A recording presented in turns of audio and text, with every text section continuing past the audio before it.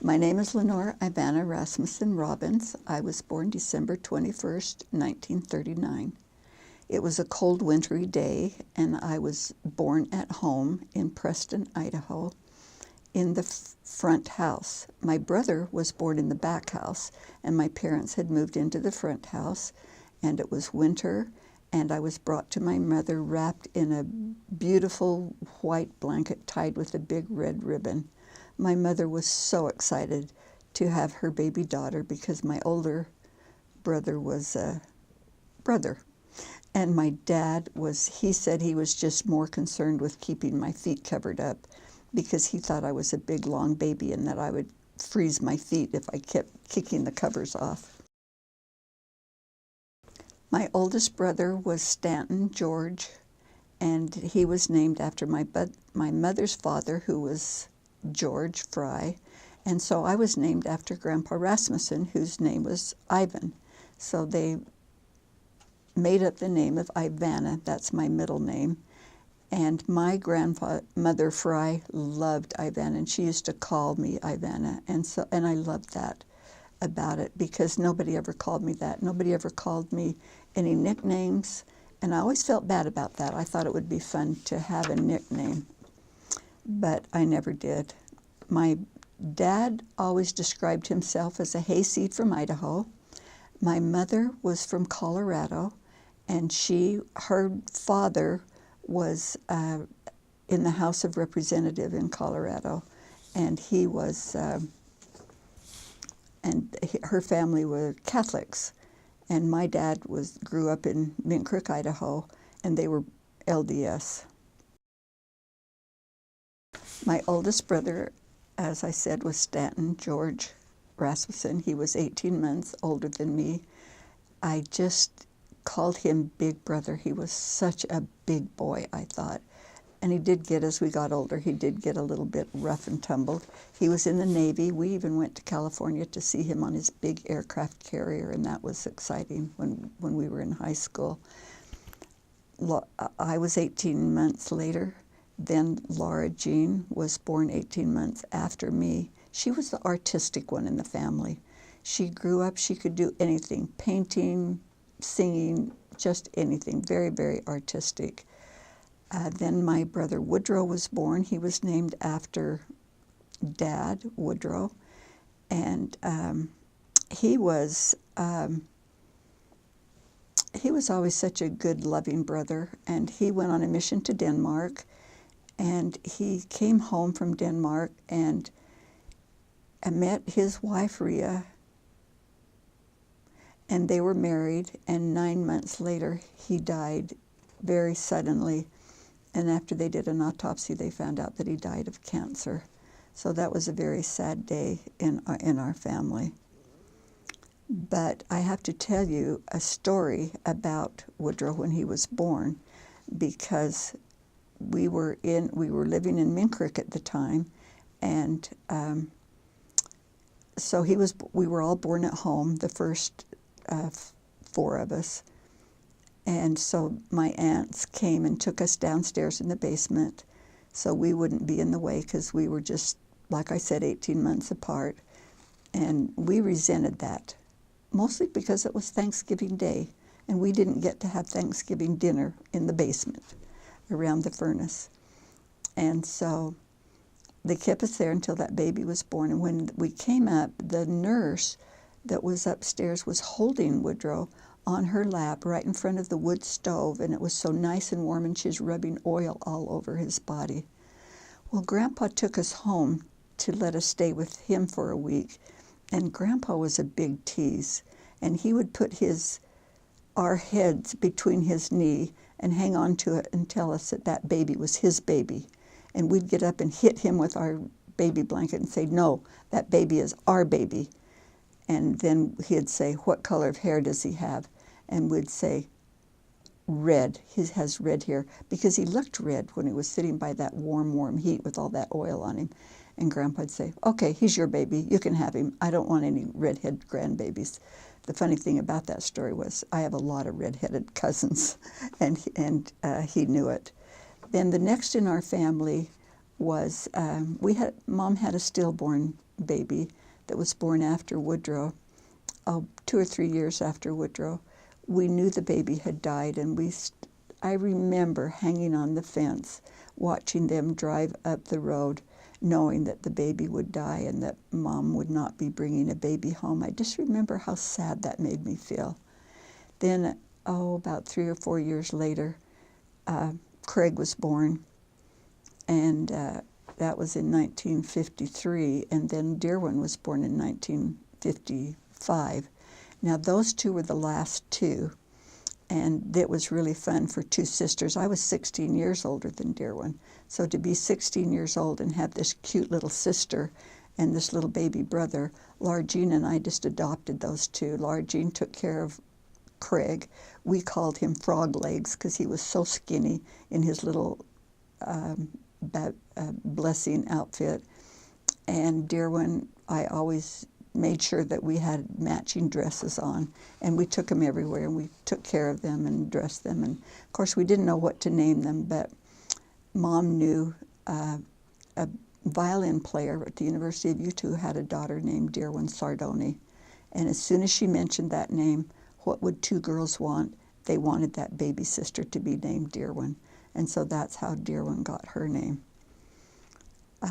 I was named Lenore because Mom saw a picture of a beautiful bride in a magazine, and emphasis on the beautiful. When I was young, I just wanted to grow up and look like that beautiful bride with that beautiful name, and so I always loved the name that I had. We had a tradition at Christmas time that has been passed down through all of my children, and a couple of the grandchildren have kept it up. But it's called the Lookout Man.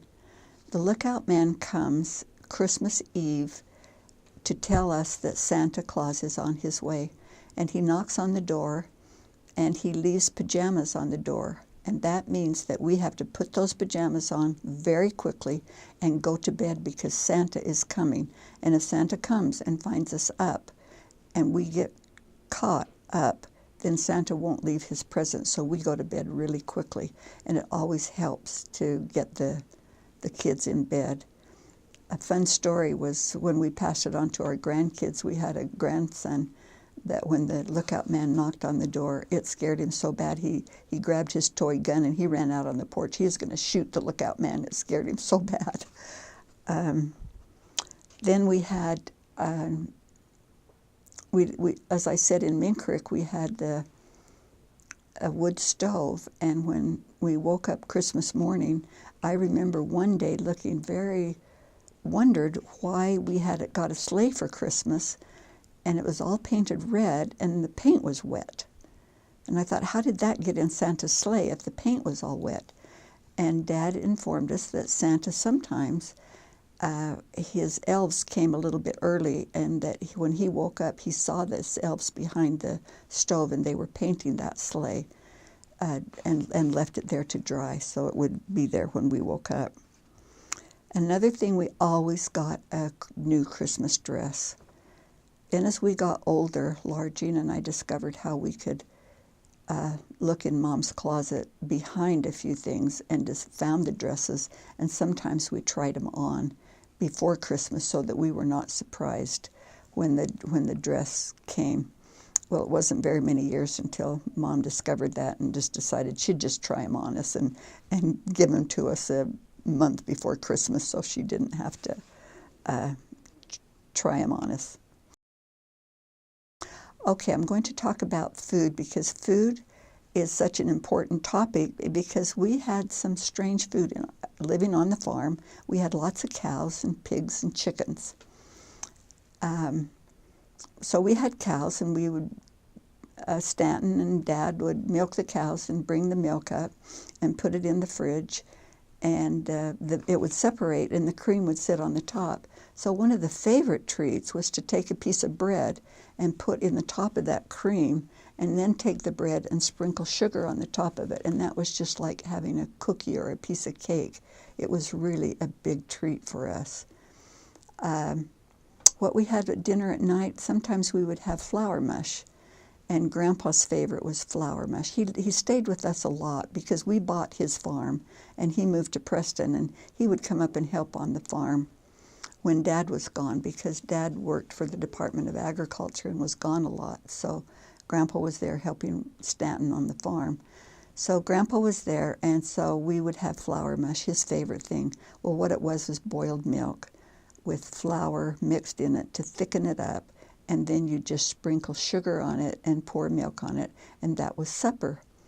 And then if you had any left over, Mom would put it in a pan, sprinkle it out so it was just about a couple of inches thick, put it in the fridge, and then the next morning cut it in little cubes and fry it, and then we'd put syrup on it, and that would be our breakfast. Or we might have Heidi suppers, which was bread and milk. Loved bread and milk because Mom always made homemade bread, and then we'd pour milk on it, and sometimes with pieces of cheese, because of course Heidi with her little sheep would have cheese, and so we'd have cheese on it as well.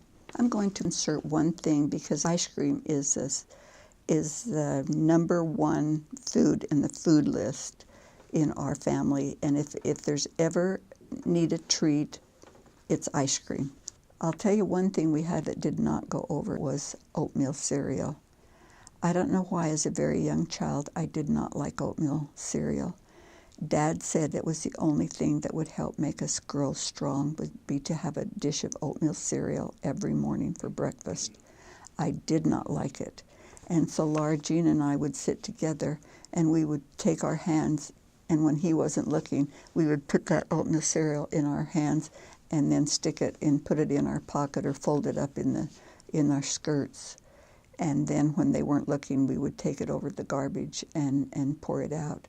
We did not like it, and it was very, very hard to eat. So when I had children of my own, I did not force them to eat oatmeal cereal, but I made it, and I'll be darned if every one of them they did like oatmeal cereal, and I was surprised. In fact, Laura Lynn used to eat it, just get that instant oatmeal and just eat it for snack time. And I'd have to go in the other room. I couldn't bear to watch them eat oatmeal cereal. Because one of the things we did, we hauled hay, we threshed the wheat, and one year, so we tromped hay, and we worked hard, and we fed the thrashers. All the people in the community would come over and help thrash because that was a big job, and cooking the meal for all these men that would come and help, and all the women would come and help cook the meals too. One year when they got done and the hay it was when we hauled the hay and put the hay down. It was kind of warm, and in that sun, it baked in the night, and in the middle of the night, about 3 o'clock, it started a fire. And so in the next morning, we saw it burning, and Dad and Grandpa put the fire out, but then the next night, it erupted in a flame, and the flame went into the barn, and it burned the barn down at 3 o'clock in the morning, and so that was quite a thing, too.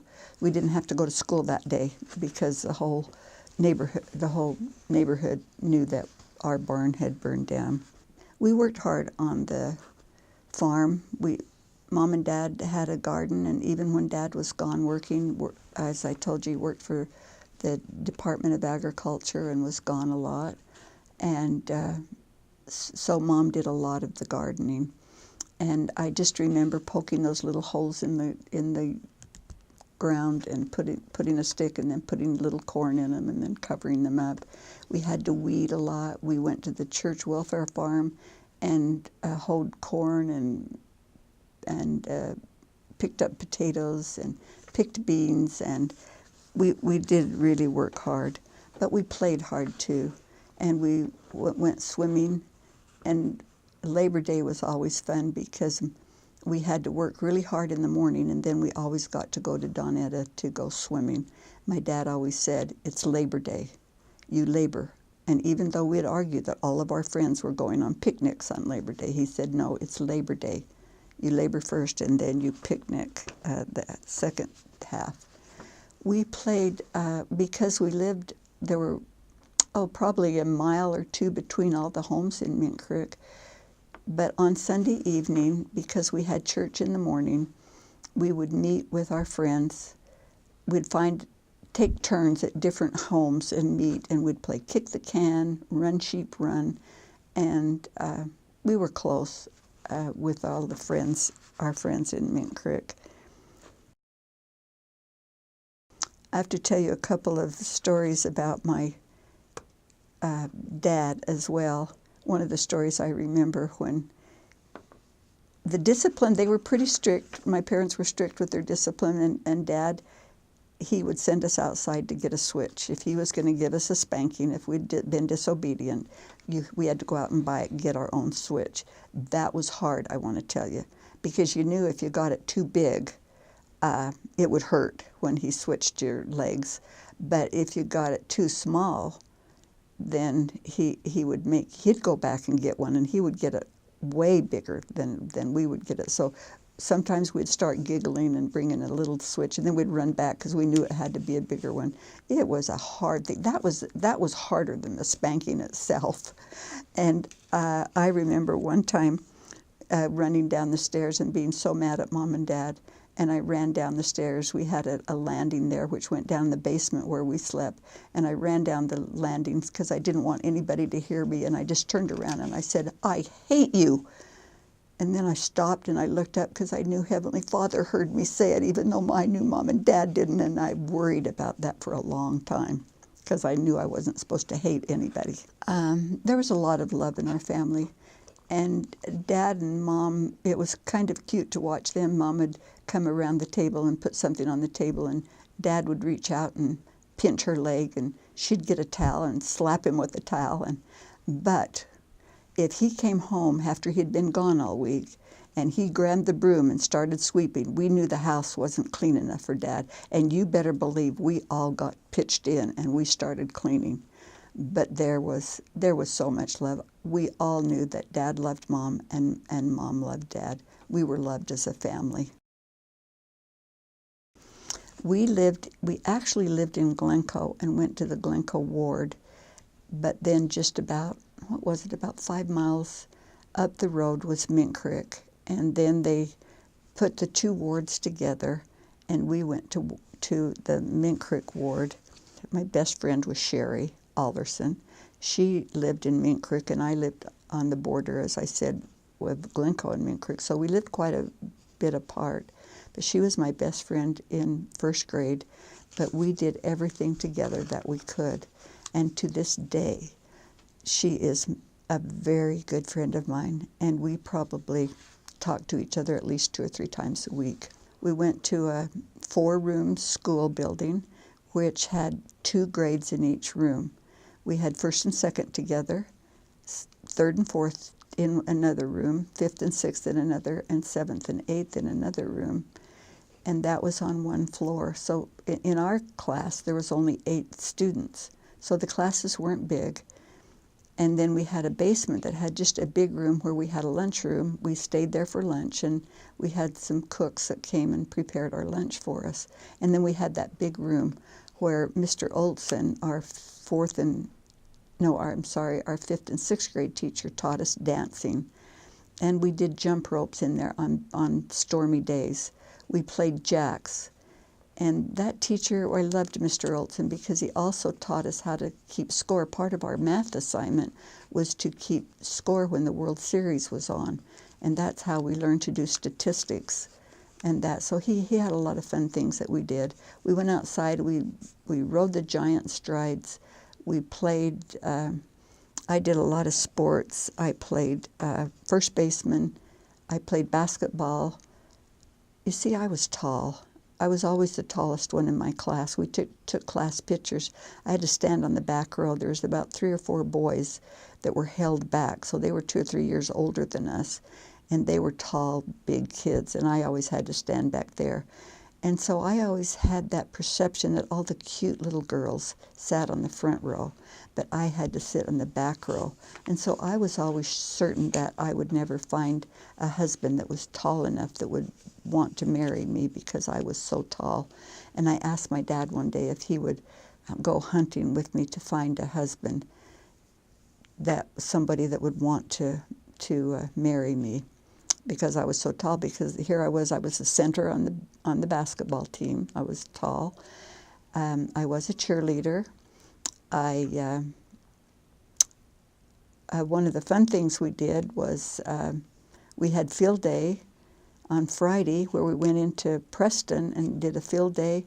I took first place in running broad jump. I took first place in the standing broad jump and the high jump and the three-legged race. I was very sports-minded, and I think partly because we worked so hard on the farm. And another fun thing was that we got to wear pants on Friday. And that was always fun, because in my day, we had to wear dresses to school. And so we got to wear pants on Friday. I was very involved with 4-H. Mother was a sewer, and she got us involved and taught 4-H classes for my sister and I and all of our friends. So we learned to sew, and we learned to model those clothing, and she took us up to, we'd go into Preston to fashion shows, and then if we won blue ribbons, we'd go up to Pocatello to fashion shows. And we almost always, every year, got to go to Pocatello, so we quite enjoyed that. Mother also taught music lessons. She was a singer when she was young, and she sang on the radio, and that's how my mom and dad met. My dad was a missionary in the Western States Mission in Denver, Colorado. And when they were missionary, my mom would come and sing on their radio program. So she got to know him. And so she was a singer, and she played the organ, and she taught organ lessons and piano lessons. And so she taught us kids too. There was some disconnect between my fingers and my brain, and I didn't carry that talent with me very far. My mother was disappointed in that, but Dearwin and Laura Jean, they kept up they had the talents that I didn't have, so they kept it up. Well, so then we went into high school, and what my dad wanted me to do was take speech lessons. That was very, very important to him. He was on the High Council, and he traveled through all the wards in our state and gave speeches and was very, very good at it. And so he saw to it that I took speech lessons. And so I entered the speech contests and was a member of the Thespian Club. And I did this while Laura Jean took art lessons and won the art contests in high school. I was assistant editor of the school newspaper, and I was very active in FHA, Future Homemakers of America, because I took all the sewing classes and foods classes and child development classes. So, and I was in FHA. I was the president of FHA in Preston, and then I went on up to Boise and became a district vice president. So we used to go on the bus and go up to district meetings up there. And one of the things that my mom, because she taught us to sew, and it was very important, we had a new dress for every dance that there was. And in high school, I had a new boyfriend every year that I was in school. Sherm was my boyfriend in my freshman year, and he was a football player, and I was very proud of him. And then my junior year, I dated John, and John was the vice president of the student body. So I was really proud of him. And that's when I was editor of the newspaper. And then my junior year, I dated Jerry Chatterton, and Jerry was president of the FFA club, and I was president of the FHA club. So that worked out really well together. And then my senior year, I dated Dan Hammond, and he was president of the Thespian Club. And that was the year that I was so active in FHA, and I also was a member of the Thespian Club. I started working when I was in high school. We had a pickup truck, And I got to drive the pickup truck into high school sometimes because when I was especially president of the FHA, we did a lot of activities, and I was in the baton corps and marched in parades, and so I was active and went places, and so Dad let me drive the pickup truck. It was not a pretty transportation, and but I got to drive it. And so that allowed me to be able to drive into Preston when he was gone and get a job. And I worked at the Utah-Idaho poultry, can't remember the name exactly, but it's where we sent the eggs in. And they candled the eggs and sent them out to be sold. This is going to take me back to Minkert because we had chickens, and Laura Jean and I's job was to clean those eggs and get them ready to send. And we did not like that job because some of them were very, very dirty. We did not like the dirty ones, so we would hide them under our beds so that we didn't have to clean them. And then at the end of a week or two, we'd get them all, we'd soak them in water, because by then they're very, very dry. We'd soak them in water, brush them with a brush, and clean them. I'm telling you, that was a very difficult job. We did not like it. And then we would have to take the eggs, and we'd take the milk up. It was about a mile up to the top of the road, and where the milkman would stop and pick up the milk, the egg man would stop and pick up the eggs. Now, I worried about those eggs in my later life when I learned about the safety of eggs, and I'm not sure how many people got sick on the eggs that they ate that Laura Jean and I hid under our bed. I've always wondered about that. But anyway, I worked there at the poultry house at the Utah-Idaho poultry house there, where but I was a gopher girl, and I got boxes for them and put them together and swept the floor and cleaned, and I was just a good little worker there. And then I went, because when I was in high school, I also took type classes and shorthand classes, and I took the state typing contest. I typed the fastest in the state contest, and so I went to Cranny Chevrolet and applied for a job, and I got a job as a secretary to he actually was the father-in-law to Mr. Cranny, who owned Cranny Chevrolet, and so I got to work right alongside of him and help him, and that was a wonderful opportunity to use my shorthand and use my typing skills. So I had those two opportunities, and then when I moved into Salt Lake, then I had one of my first jobs was as a payroll clerk at the church office building, and the job experiences that I'd had at Cranny's helped me get a job there. And then just to tell about my job, when I went to Provo to BYU, I got a job with an eye doctor down there. Can't remember his name, but I was kind of a little assistant getting things ready and helping the patients. And I lasted about a month until he had a patient that was sitting there that needed a shot in the eye. And I had to hold the light so he could see where to put the shot.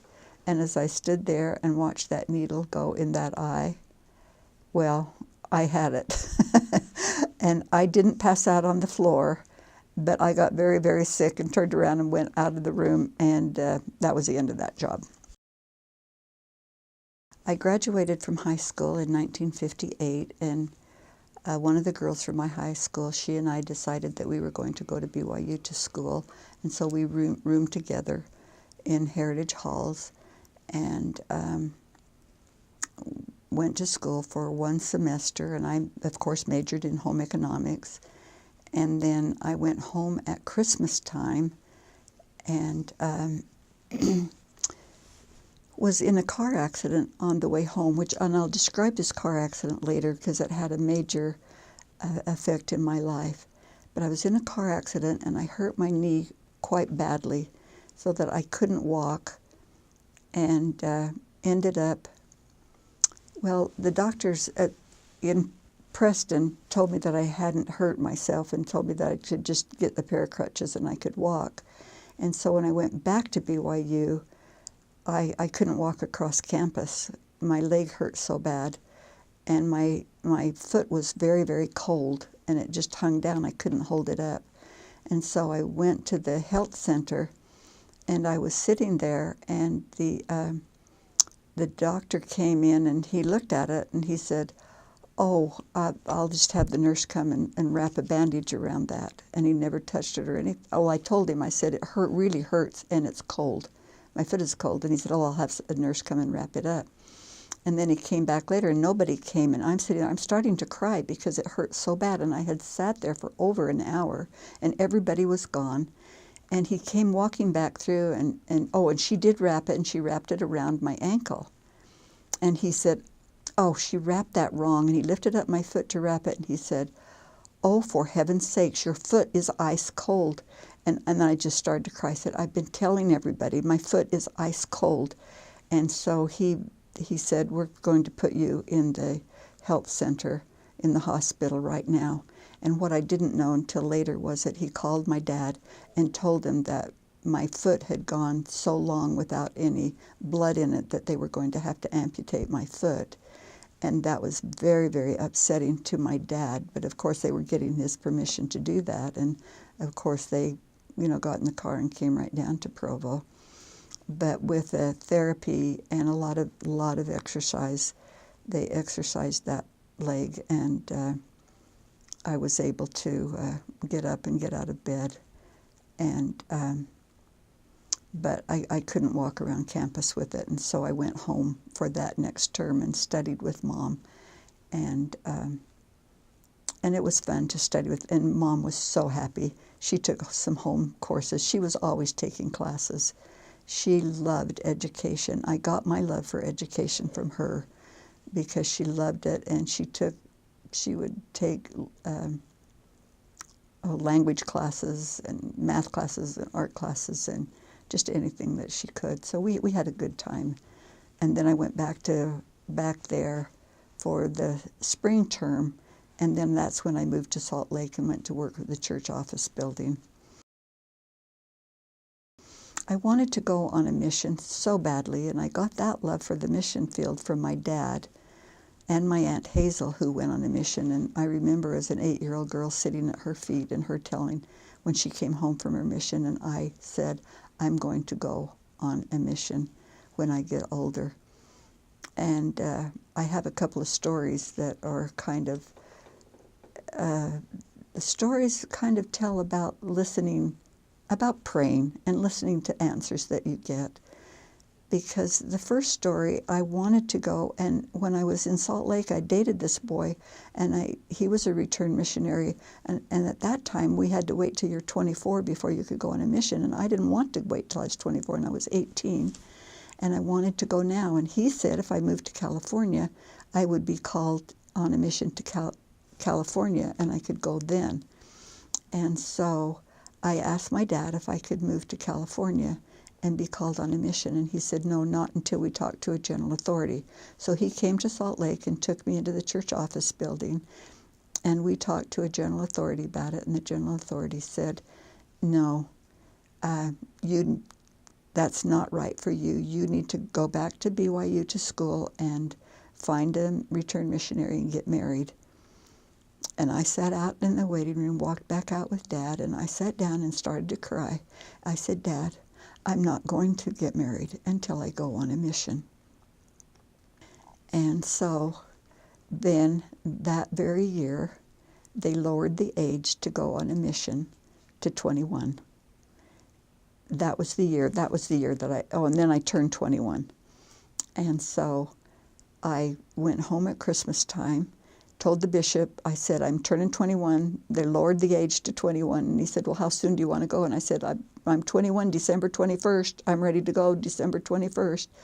And so I got my mission call for January the 3rd, and I was called to the Western Canadian Mission because I had prayed that I'd go on a mission where I didn't have to learn another language, because I tried to learn French and it was very difficult for me. So I said, "Heavenly Father, send me to an English-speaking mission, but I want to be I want to go to a foreign country." So he sent me to Canada, Western Canadian. And so I served went to Edmonton, served there and Regina, Saskatchewan, and then back to Calgary, and then came home. And while I was in Calgary, I met an elder that had come home from his mission, from the New England mission, Dan Johnson, and his mother and sister decided that we were going to get married. And so they would invite the missionaries over for dinner on our P-Day, which was Monday. And his sister we would go on splits with her, because she was a stake missionary. So we worked a lot with them, and I got pretty close to him. And the mission president came down and interviewed him and told me that we were seeing them too often, and so he transferred me back to Edmonton. And I cried and told him I just wanted to be a good missionary, that I wasn't planning on getting married. I just wanted to be a good missionary. And anyway, so he interviewed him, and then when I got released for my mission, he told me that, he said, it's okay if you go back and marry him, because if I had looked all over this world, I would have picked him for you to marry. He's the one that you should marry.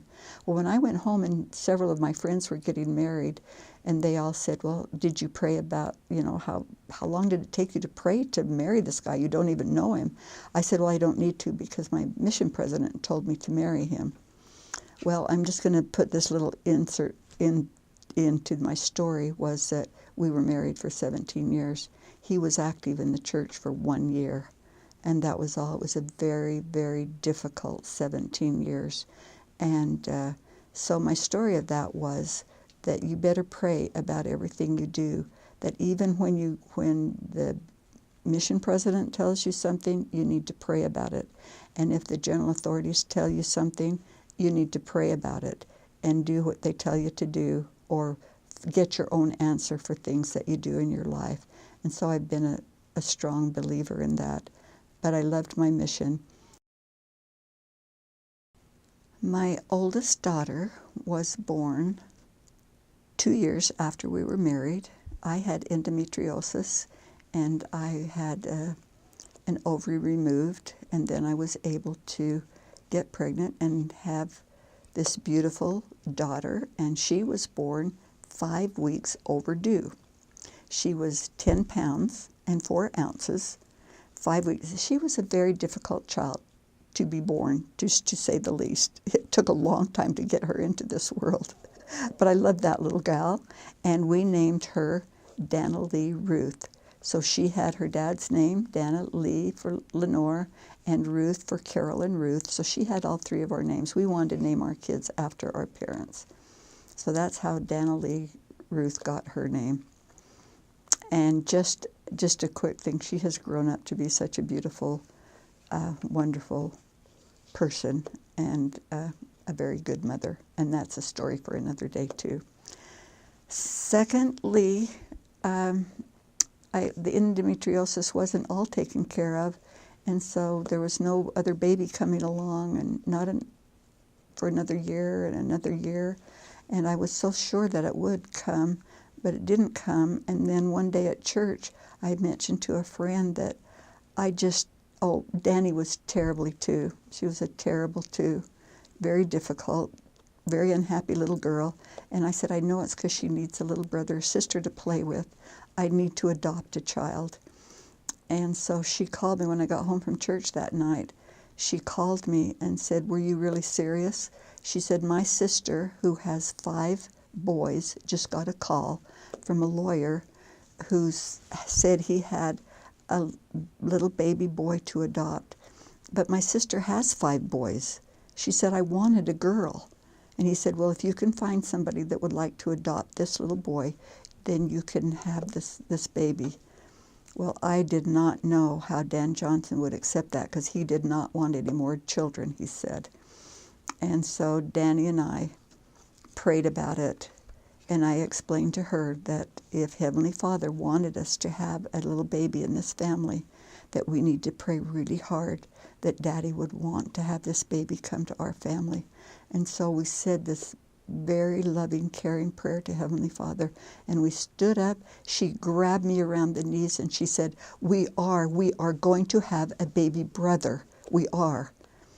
And when Dan walked in the house that day and I told him there's a baby waiting in California, all I had to do was fly down and pick him up.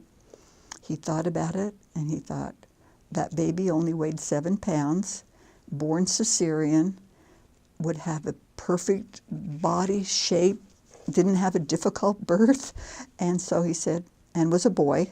So he said, yes, let's take that boy. So we decided that he would fly down and pick up that baby. And meanwhile, I would have to get bottles ready and diapers ready and wash baby clothes and get the crib ready. And so we just hurried, scurried. And meanwhile, we were watching out the door and waiting for him to come back. And it had started to be dark, and it was over an hour after the plane had come back. And I was so afraid that he had changed his mind when he got down there. And so I said, Danny, we need to pray again that Daddy will hurry and come and have that baby with him. So we prayed again. We walked to the window just as Dan drove in the driveway, and he got out of the car, went to the back seat, and we knew that baby would be there. Now, you kind of know what a baby's going to look like when you have a baby. We assume it'll look a little bit like you and your husband. But when you adopt a baby, you have no idea. When he brought that baby in the house and we pulled back those blankets, that was the most beautiful baby that I had ever seen after Danny. And I have to tell you a story about Danny. Danny had dark hair like her dad. Well, everybody in my family had blonde hair. My brothers and sisters had babies with blonde hair. And I was not prepared for this dark-haired baby because my sister married a husband that had as dark a hair as my husband, and she had blonde babies. So I had a hard time getting used to that dark-haired baby. And here was this adopted baby with rather light hair.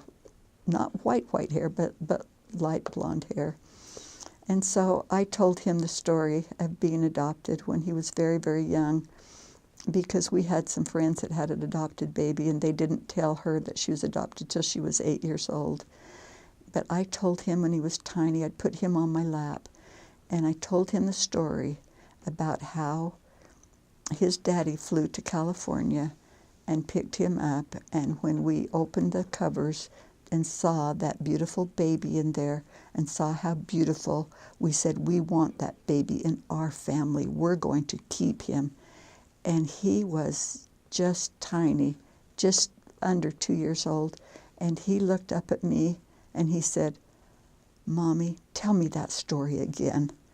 It was so touching. I was so glad that I told him when he was little, because he grew up with that story and he always knew. And how he found his birth mother, that's a story for another day as well. And so, well, I thought I'd get pregnant right away again, and I didn't. But I had some problems still, and the doctor put me on birth control pills. And I called him up and I said, you know what? I have an adopted child. I do not want to be on birth control, and I'm very angry with you. He said, then don't ever come back and see me. I'm trying to help you. And I said, no, you lied to me. You told me that these were not birth control.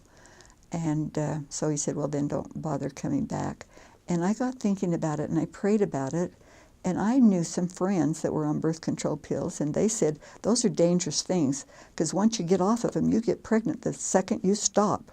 And so I thought, okay, Heavenly Father, I'm going to take these for 6 months, and I'll see if I can get pregnant the minute I stop. So I took them, and I stopped, and guess what? I got pregnant. And I called the doctor, and I said, I think I'm pregnant, because... And sure enough, I was pregnant, and then the next child we named was Woodrow Tyler Johnson. And so he was our second son, and he wasn't quite as big as Danny, but he was 9'10". So he was, he was 9'4". So he was just 10 pounds smaller than Danny. And we named him Woodrow Tyler, and we called him Ty. But he was born the year, and I didn't tell you that my brother Woodrow died. I did tell you that. I did tell you my brother Woodrow died. He died the same month that Woodrow was born, and so after Woodrow was born, and so then we decided to call him Woodrow after my dad, because Lane was named James Lane Johnson. James was Dan's father's name. He was James Carroll, and we didn't want to name our boy Carroll, so we decided to name him James. So each of our children had a grandparent name. And Woodrow now works for SEC in Washington, D.C. He's a mathematical financial analyst back in the SEC in the department in the government. And that's kind of fun because my dad, who he's named for, worked in the Department of Agriculture back in Washington, D.C., and their offices were just across the street from each other. Okay, and then we moved out to Adak Island, which is out on the Aleutian Chain, and all this time we're living in Alaska, and we were going to drive down the Alaska Highway, and so we get ready to go and start packing up things, and I'm not feeling very well. And I start packing things, and I call the doctor, and I said, I don't know what's wrong, but I'm not feeling very well. And he said, do you have a sore throat? Do you have any? He asked me all these questions, and I said, no. And he said, well, maybe you're pregnant. And I said, no, I don't get pregnant, so I know that's not a problem. He said, well, why don't we do a urine test? So let's have a urine sample, and so send your urine in. And so I sent it in, and they checked it, and I called him up, and he's told me that I was pregnant, and I just sat there, and I said, I do not believe this. This is the first time that I've ever gotten pregnant all by myself. And he said, that is amazing. You are the first patient I've ever had that got pregnant all by themselves. So she was quite a little miracle, but we drove down the Alaska Highway, morning sickness. I opened that food basket with those and tried to feed 3 little kids, and I got morning sickness every morning all the way down that Alaska Highway. That was pretty miserable. And Laura Lynn was named Laura Lynn D. Laura after my sister just younger than me. D after dear one. Oh, Laura Lynn after Carol Lynn, and D after dear one. And she is married and has 5 children. I came home from my mission, and Dan Johnson and I were married, and we lived in Provo because we both wanted to go to college, and Dan was going to college at Brigham Young University. And so I worked because I'd had the experience at Cranny Chevrolet. Actually, I worked in Provo at Crandall Computing Company, and I learned to key punch on the computer and work a big computer in his business while Dan went to school and got his BS degree. We moved to Moscow, where he finished his degree, and then he always wanted to live in Alaska. And we had an opportunity. He actually got a job first in Provo, but he had applied in Provo and in Alaska, and the job came by to be a shop teacher in Provo. So he accepted it, and then a week later he got a job offer in Alaska for $10,000 more a year. Well, I'm here to tell you, for a struggling college student, that was a lot of money. And so he decided to take that job, and so he resigned from the job in Provo. He called Alaska, and he got on that next plane and went up to Nome, Alaska, and to accept that job. And I took the kids and went to Boise. My parents lived in Boise at that time. Dad worked in the Boise State Office of Agriculture. And I was there with Danny and Lane. Right. And Lane was just about 1 year old, and so then we got on the plane and drove up to Alaska after he had found us a place to live and had gotten settled in his job. So there we were in Nome, Alaska, and that's where Lane got his blessing and was, blessed a member of the church and given his name. I have to tell you a story about Danny while we were there. One of their friends were Eskimo, and one of her very best friend was Booksy, called Booksy, and she was just Danny's age. That was about 3 years old or 4 years old. And she would come knocking on the door to play with Booksy, and she didn't like. They had cold houses because they didn't keep their houses that warm because they were cold. We kept our house very warm because I had these 2 small children, and Lane was crawling on the floor. I couldn't get him to walk when he was 1 year old, but after we got to Alaska and the floors were still cold, he learned to walk just within 2 weeks after we got to Alaska to get off of that cold floor. Well, Booksy, I'd find her taking the doll blankets and stuffing up the heaters where the hot air came out so she wouldn't get so hot. But anyway, one day Danny had been outside playing with Booksy, and she came in just crying. And she said, "Mommy, I am Eskimo, aren't I?" I said, "Why are you saying that?" "I am Eskimo, Mommy. Look at me. Look at my black hair. I'm an Eskimo, aren't I? Booksy says I'm not an Eskimo." And I looked at her. She had the clearest blue eyes, about like my shirt here. And I said, "Oh, dear, have you looked at Booksy's eyes?" And then I said, "You know what? You tell Booksy that you are sisters. You are sisters, and that you have the same father, and that Heavenly Father is your same father." And so that's how we got by that.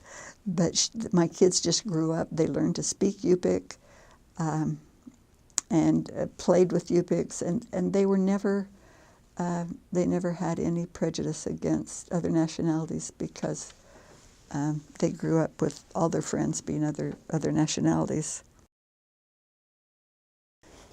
Okay, so we were in Nome, Alaska, and took Daddy and Lane to Nome, and then we went out to Anchorage where Dan finished his master's degree out there and worked in the superintendent's office for a while. Now, we went up to Nome in 1964. That big earthquake had just happened, and it did a lot of destroying up there. And so when we were in Anchorage, we were able to see the big earthquake park, where it just destroyed this whole area. It was very, very dramatic. And while we were there, we experienced an earthquake and small aftershocks. And in fact, we experienced several small earthquakes when we were up there. We had one tsunami warning when we were in Bethel, and it was really scary, but it didn't turn out to be a tsunami, so we were okay. But when we were in Anchorage, we had that earthquake, and then we went out for Dan to get his degree. He graduated with his master's degree, and then we went out to Adak, where he was principal of the high school out there, and that's where Laura Lynn was born. And out on Adak Island. It was called the birthplace of the wind. And I teased her all her life that that's where she was born, the birthplace of the wind, and she fits that really well. And then we went from there up to Bethel, and Dan was over the housing for the Eskimo students. They would come in and go to high school in Bethel. And so we lived at the dorm, and he was the supervisor there. And for 1 year, I was the food service director there. And so I'd go down and supervise the cooks cooking the meal, and the food would be shipped in from Anchorage. And one time, what the people from the villages, the men, when they would come in and bring their kids in or just come into the village, into Bethel, they would bring fish with them. Well, when the cooks would prepare the fish, they would cut the heads off of all of them and put them in a big pot and cook all these heads in a pot. That was a luxury for them. And then they would serve the kids all the main fish cooked, and then they would have this pot of heads that they couldn't serve everybody heads. So those that came in last got heads.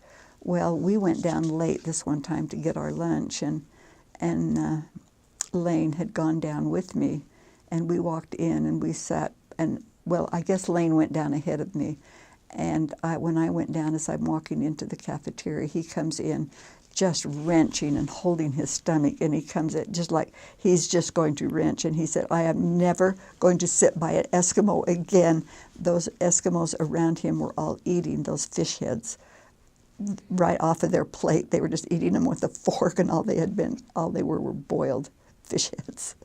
And so the kids, that's one thing, they didn't get accustomed to eating the fish heads or raw fish. They didn't eat those. I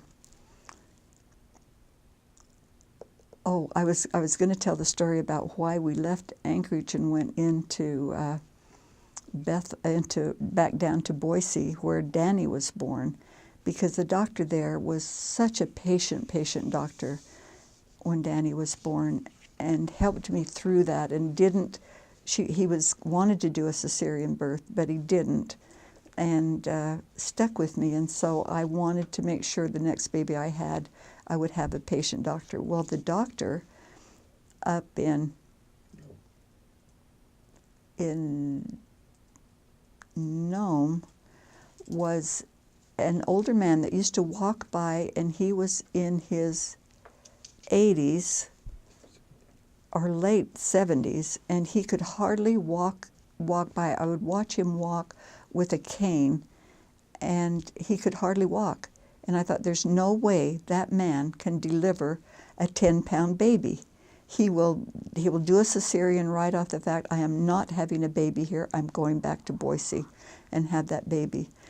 And so we flew back to Boise, made arrangements with that doctor that had delivered me before, and had Dr. Stevens deliver him. And the day he was born, they came in, the nurses came in and said, congratulations, your son is born on Dr. Stevens' birthday. And I said, well, how fun. How old is Dr. Stevens? He's 85 years old.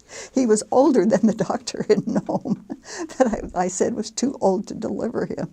So that was kind of these are mixed up stories, I know.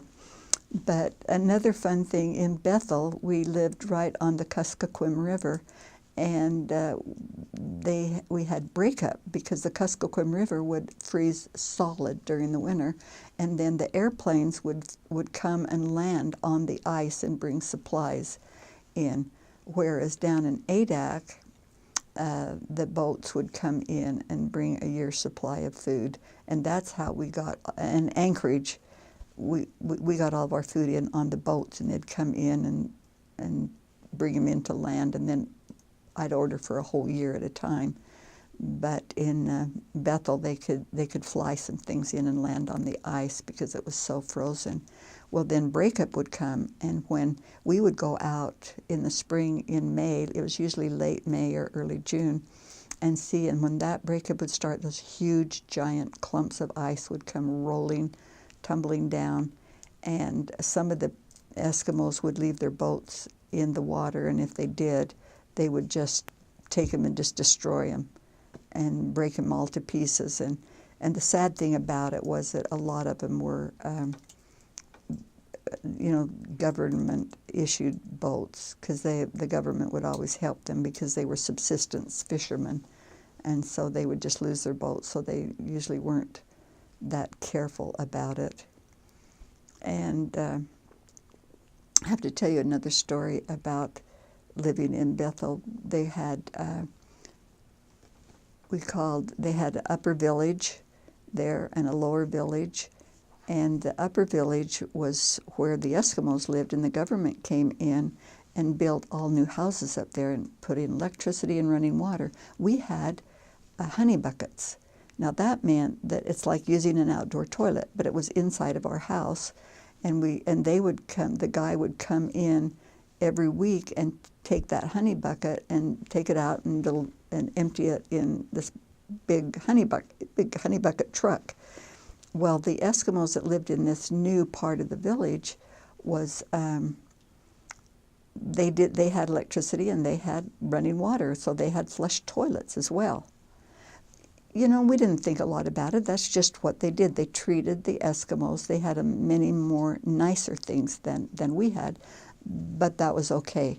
And we had a lot of funny things happen, like we had our water delivered because we didn't have electricity, and so when the water delivery came, I would turn a switch on in the house, and there's a little string that came down, and when that bucket above our kitchen would fill up with water, that string would come down. Well, this one day, I got a phone call from a guy that I went to high school with in Mink Creek. And I'm just so shocked, and I'm like, my word, Bud, what are you doing in Alaska? And we sit there talking. I forget about the water being delivered. All of a sudden, water is falling all over my head. And I'm just screaming, oh my gosh, I forgot to turn the water off. Well, the water's coming in with such force. By the time I turn the switch off, the water is pouring in the house. It's out the door, through the carpet. We have a red carpet in the living room. It sops that red goes through all the kitchen and out the door. And I'm telling you, we had to go stay in the Kuskokwim for a couple of days while we got that all mopped up and cleaned up and dried up. And my mother said something very important to me when I wrote and told her about that experience. And she said, you know, Lenore, there's something really funny. You could have good things happen every day of your life, but you know what you'll remember? You'll remember the hard things and how you survived them, and that will be the good things. And so I do remember those things, and which just while I'm talking, I remember the time that the mission president came, and the gal at the theater was LDS, and she called and said, and I'm making bread, and I've got all it out on the counter, and I do have a chicken in the pot, and that's all. And she calls and she said, the mission president is here for dinner. Lenore, would you like to have him and his wife over and have him for dinner? And I do laundry because I do it. I want to save money. So when you bring water to my house, I'm going to wash all my clothes in that water, and then I'm going to call the delivery man, and then I'm going to have him bring the water, and then I'm going to rinse all those clothes, so that I can do save on the water delivery. So I've got clothes on all the counters, and I just look at her, and she's on the phone, and I said, are you kidding? I've got laundry on every table, every counter in this house. She said, you don't understand. He will be so happy. And I said, okay, I've got crackers. We had pilot bread. I was thinking of the canned food that I had. I had a year's supply, so I had food there. And I had canned chicken and that I had put in a pot to make some soup with. And okay, I have him come over. And I sat him at the table, and guess what? I didn't have any napkins, and I apologized, explained to them about the laundry. Oh, it was President Hunter. It wasn't the mission president, it was President Hunter. And when they sit down the table, I don't have any napkins, so I get some paper towels and fold them, and I apologize, and I say, I am so sorry, but I don't have any napkins. And so we use paper towels. And he looks at his wife so lovingly, and he said, Mama, isn't this fun? We eat with napkins wherever we go. This is the first time we've been offered paper towels. Isn't this fun to eat with paper towels? I loved that man his whole life for making me feel comfortable. So those were some really, really cool things that happened.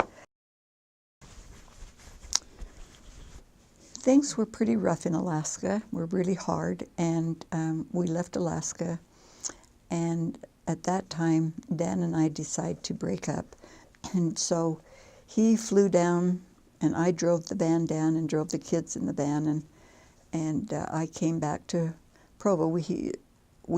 I needed to finish my education, so I became a single mom. So when I came down, the first thing I did, we had bought a house in Logan, and I went immediately to Utah State and went and checked with them about classes to see what I needed to take. And I always took classes wherever I went. So when we went to every town that I lived in, I took classes. And when I was sitting there with my advisor, I found out that my UPIC classes counted as a foreign language class. My cross-country ski class, which I took in Bethel, counted as a gym class. My food service work that I did counted as nutrition classes, because I also was in Bethel, was a food service director. Oh, I taught the Eskimos how to sew. It was kind of a fun thing in Bethel when I got really bored, and I realized there were a lot of Eskimos that didn't know how to sew, make kuzpuks or make their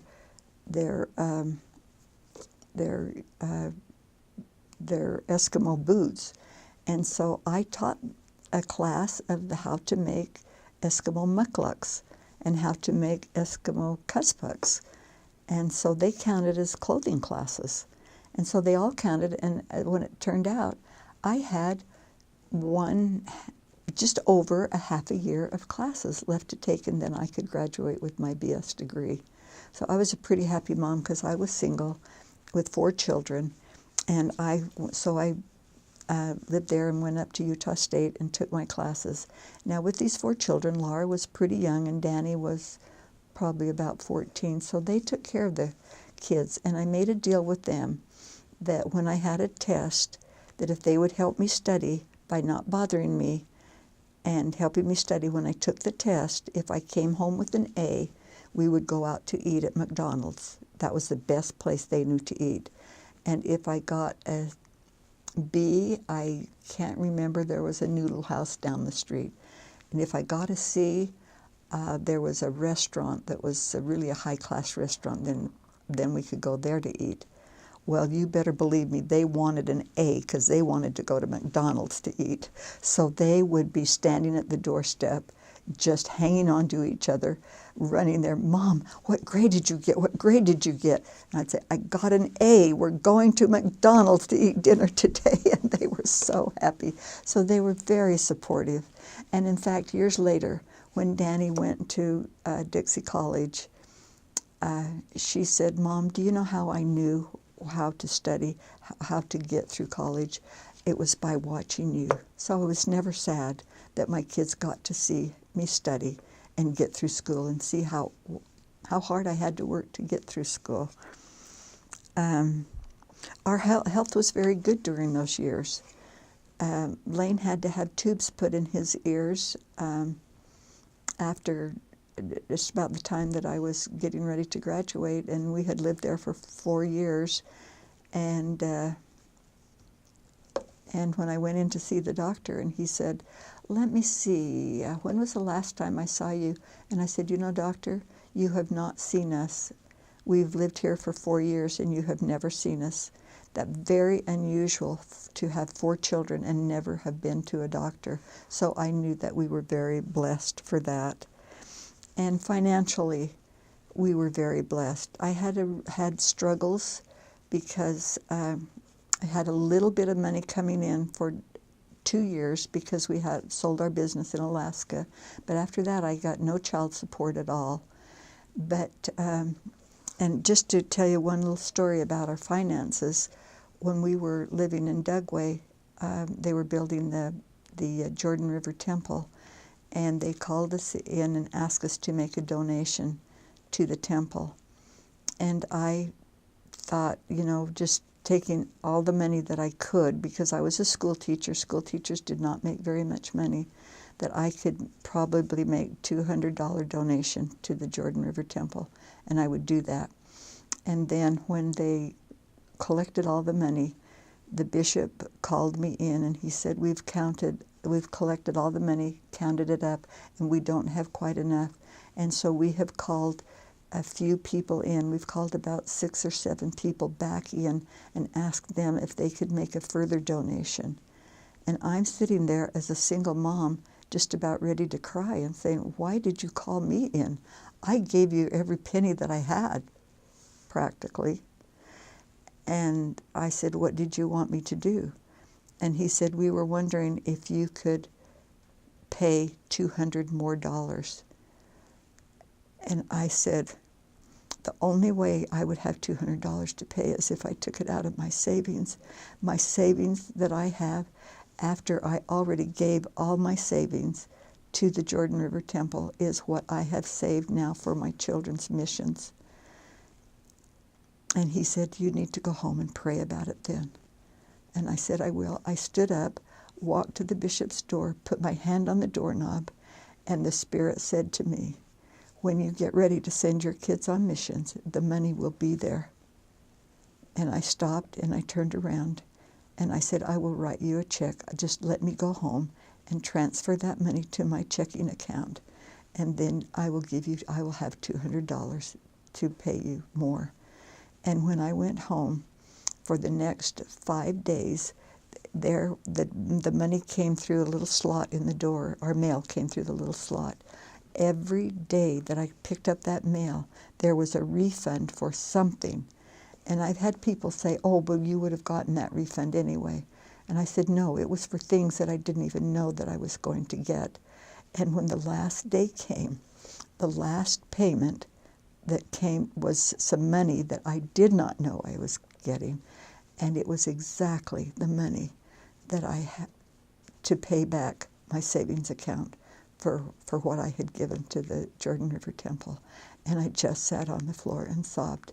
And I said, I knew that Heavenly Father would take care of us, me as a single mother, as long as I did my financial responsibility with the church and took care of my children and my church responsibilities. So when we came back from Alaska and I went back to school, I graduated at Utah State with a BS degree in home economics education. I had started at BYU, but I finished at Utah State because that's where our home was. And then I went back to Brigham Young University and completed my master's degree there when I was teaching, and I was teaching home economics out at Dugway. And then I went back to Utah State and completed my PhD. Okay, my working life, my teaching life, I started teaching, I was teaching in the high school, and I taught home economics in Afton, Wyoming, and then I went down to Dixie College. They had an opening there for a teacher who had gone on sabbatical, and so I was teaching there, and I really didn't think the teacher would come back, but she did come back, and so I went up to Afton. Anyway, but I knew the people at Dixie College, and so then the department chair there told me there was an opening at SUU for a teacher. They needed a teacher there, and so I went there and taught. Well, let me say first, at Dixie College, I taught the family finance classes, a sewing class, which was a tailoring class there, and child development classes. And then, and I was really good friends with the department chair there. And so then the department chair was good friends with the department chair up at SUU. So when they needed a teacher up at SUU, she recommended me to go there. And so I went up there to teach, and in the process, the department chair was leaving, and so they needed a department chair in the home economics department. And since I was almost at this point, I had decided, I had heard that there might be an opening, and so I had started my PhD. And because I had started it, they hired me to be the department chair up there, which was a good it was a fun job. I'll have to tell you, though, it's hard to be a department chair in a home economics department. And I used to laugh about it because I said whenever they would have a luncheon, you just don't want a bunch of nutrition people planning the luncheon, because everybody has an idea of what's the best thing to serve and make. It's very, very difficult. So I would just step back and I'd say, just let them do it. That's that was the hardest part, I think. And then I went from there. I went up to Utah State, because by then I had my master's degree, and I became the advisor to the students, the home economics students who were working on their master's degrees. And so I had students, and I did an EdNet where I taught classes on the EdNet system, and I taught out of Centerville and out of Ogden, the classes. And so I had students all over the U.S. who were students that were just taking classes over the EdNet system to pick up credits for their master's degree. And then I went to Utah State, and then I went with the Extension Service and became the home economics extension person in Davis County. Oh, I was in Iron County first. Sorry. I went back to Iron County and was the extension agent there first, and then they had an opening up in Davis County. So this was a long, happy story. I was living in Cedar City and working with Extension Service, and which I enjoyed because there was a lot of 4-H work and there was a lot of activity. And I seem to like to do a lot of activities and plan camps and plan workshops and give lectures. And with Extension Service, this was the part I liked, I got to travel to different states and do workshops in Oregon, Washington, California. I went to Hawaii and did some workshops there. I went to New York City, where I got an award there, and did a presentation there. And New Mexico, did a presentation there. And I really enjoyed doing this type of thing. And so here I am in Cedar City doing this, and I have a neighbor that asked me one day, she said, "Lenore, how come you never remarried?" She knew that I was divorced, and she said, "How come you never remarried?" And I said, because I could never find anybody that wants to marry me, because I could just never find anybody that would want to marry me. And she said, "Well, I know somebody that I want to introduce you to." And I said, "Well, maybe if I could lose 5 pounds and if I could have a clean basement, maybe they'd want to marry me. I'm not sure." And she said, "Well, I know who I'm going to introduce you to somebody." And I said, "Oh, but they've got to be active in the church. They've got to go to the temple every week." And she said, "Oh, he goes to the temple every week. And they've got to love their wife. He has to love his wife, because I don't want any divorce. I've got one divorce, and I don't want any more divorces. So he has to love his wife." Oh, he really loves his wife. She died. In fact, she died 2 years ago. And so she goes on, and then she leaves. And I said, "Well, I'll think about it." And so she leaves. She goes out my back door, and then she comes and knocks on my back door. And so then she says, "Oh, I've just found the exact same person." And I said, "Well, what's his name?" And she said, I can't remember his name, but my mother said that he was very good to his wife. So he's very good." Okay, well, okay, I guess I would. And so she leaves the back door, and it's about 10 o'clock at night now, and so she goes back to her house, which is right next door. And then she comes back and knocks on my door, and she said, "I just called my sister." And she said, "Oh, Lenore, if you'll just marry him," she said that he goes to the temple every week. He's very active in the church. And I said, oh, that's good. Yeah, what's his name? Oh, I forgot to ask her. And I said, well, you need to ask her. And so she leaves again, and then she comes back, and I don't know, she's asked somebody else, and she's asking all these questions that I had and filling them out. And then she says, I'm going to Cedar City tomorrow, and I'll find out what his name is.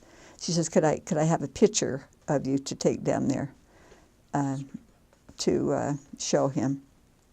And so she said, so I said yes, so I give her a picture.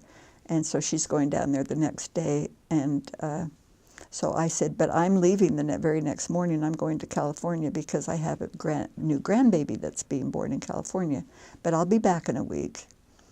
And so I come back a week later, and a friend is staying in my house to kind of take care of it, and she needed a place to stay anyway, so she's taking care of it. And she said, oh my gosh, Lenore, there's this guy that keeps calling you. I said, you're kidding me. And I said, yeah. And then I said, well, what's his name? And she said, well, his name's Bert Robbins, and he's from Provo. And I said, no, this is not the right person, because the person that would be calling me would be from Springville. So this isn't the person that I thought it would be. So she said, well, no, he says he's from Provo. And so I'm not in the house 2 hours until I get a phone call from this Bert Robbins from Provo. And I'll be darned, this is him. And we talk for 2 hours, and we talk and we talk. And it's very comfortable, and I find out that his wife has just died just 4 months earlier, and that he has 4 children, and I have 4 children. And it's such a sad story that she's an only child, and how much his children have missed their mother. And so he has me crying even on the phone. And so can we get a date? And I said, well, I can't do a date this week because I have to do a program. And it was interesting because it was a program for being a single parent. And so, okay, so, well, next week, we could meet the next week maybe. Okay. And so then the next morning, there's a knock on my door, and it's my neighbor, and she says, I've got it. Guess what? I finally found out what his name is. And I said, oh, wait. I'm feeling a little bit clairvoyant. Let me think. I've been thinking about this all night, and I'll bet you, I wonder if it's something like, could it possibly be like Bert Robbins? Bert Robbins? She just totally, her mouth fell open, and she said, how did you know that? And I said, well, I have a date with him in 2 weeks. Don't you think I would know his name if I had a date with him? I'm supposed to line you up. How did you get a date with him? I'm supposed to be the one to line you up. I said, I don't know. He just called me, and I have a date with him. And so then she said, well, how come you didn't make a date for this week? And I said, because I'm doing a workshop on being single. And she said, Lenore, what's the most important thing? Oh, no, it wasn't her. It was, I had a little friend there that was in my young women's class, and she came over, and she was always coming and talking to me, and her name was Laurel, and she came and we were talking, and so I was telling her that I had a date with this guy 2 weeks from now, and she asked me how come I didn't have a date this weekend, and I told her because I had to do this workshop, and she said, what do you think your Heavenly Father wants you to do? What do you think is the most important, a workshop or to meet the man that you're going to marry? And I said, well, do you think I'm going to marry him, Laurel? And she said, well, I think you're going to marry him. And the funny thing was that my dad stopped in. They lived in St. George, and they stopped in to talk to me, and I was a little bit flustered on Sunday, and they were on their way back to St. George, and we just talked for a minute. And no, I'd had a date by then. I'd had a date with them, and I told him what a nice guy he was, and he gets in the car and he walks they go to the stop sign, and he stops, and he just turns over to Mom, and he says, Mom, Lenore's going to marry Bert Robbins. And so he knew that I was going to marry Bert Robbins too. So that was pretty cool. And so, but anyway, so then I tell him that I can have a date that next weekend, but I, with my friends, I was going to plan a hike down the Narrows in Zion's Park to go to hike down the canyons. And he says, "Oh, I would like to go with." And I said, "No, you have to be in shape. This is really a tough," because I had walked it the year before, and it was a very, very difficult hike. You get in, you start hiking at 7 o'clock in the morning, and you hike all the way through this water and rock and hike, and then you don't get out until 9 o'clock the next night. And I said, you've got to be in hike. And I walk and ride my bike every day, and I'm in pretty good shape. And so he said, "Oh, but I go to the gym every day. I work out." I'm good. No, going to the gym doesn't help your legs. You cannot go to the gym and be in shape to do this hike. "I can do it. I know I can." I said, "Well, okay, but we'll see. This will be a big test. We'll see if you can make it."